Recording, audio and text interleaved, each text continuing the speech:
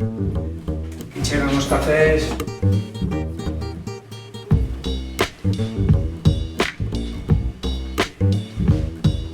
En Taguinata, agora mesmo, facemos formación a través de internet en sentido pleno, é dicir, titorizamos con universidades, con administracións, creamos os contidos e adaptamos contidos e temos as plataformas tamén, porque a maioría dos cursos que vos facedes seguro que fixechedes algún, ao final ten un montón de textos longos, como as webs teñen un montón de accesos, de recovecos, de recunchos que a xente non usa, del lixo digital que tamén existe hoxe en día, tamén hai unha ecoloxía no digital, e nós traballamos un montonazo para que iso sexa efectivo, ecolóxico, sostible, de aquí, viable, próximo, non?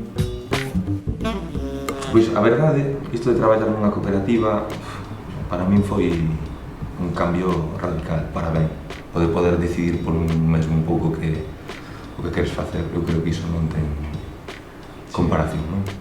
Que se valore a túa opinión polo resto dos integrantes do grupo, é algo moi motivador. A mí unha das cousas que máis me gustou é a cantidade de rapazas, sobre todo, bueno, que traballaron con nós, ou que coñecín, ou xente que foi ben no cooperativismo, que montou cooperativa porque nos coñeceu, porque nós xa levamos cantos anos, 17. Sí. Que iso é unha cousa importante hoxe, que é dialogar co discurso que hai. As empresas en teoría duran poucos anos, isto todo é un caos, a xente lle din que se reinvente cada día, e ten valor tamén que ti te reinventes, pero que teñas unha base, non? E non se trata de só que a ti che vai ben ou mal, porque oxalá puderamos depender só de nós, e lle fora todo o mundo que ten unha boa idea ben. Non sabémolo porque a nós nos foi ben, nos foi moi ben, nos foi mal e nos foi regular. Pero nós sempre tiñamos o cooperativismo de referencia, viñamos do mundo asociativo. A cooperativa naceu dunha asociación xa de profes, de xente que traballaba moito co alumnado, a maiores, xa que tiña moita paixón polo traballo.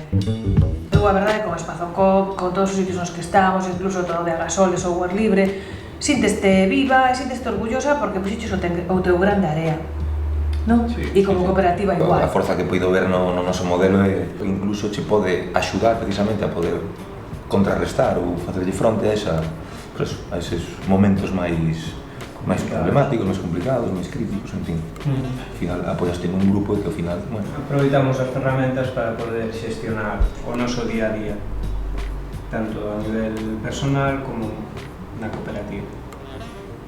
De xeito humano, porque as ferramentas, sabes? Che, como non acheguemos nosa humanidade.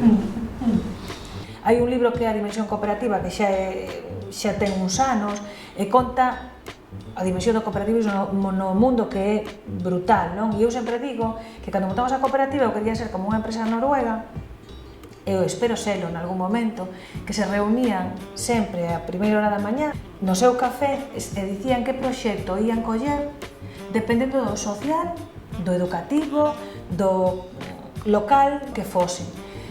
Solo collían proxectos con valores. Aquí é moi difícil porque a realidade aquí é precaria e é dura. Son moitos riscos para intentar proxectar este modelo con toda a crise bancaria, con unha situación na que temos un beneficio para os grandes e para os pequenos non. Temos que mirar cara ao cooperativismo e digo esta fórmula ou outra porque hai que mirar cara a economía social. É o futuro e cara a economía local.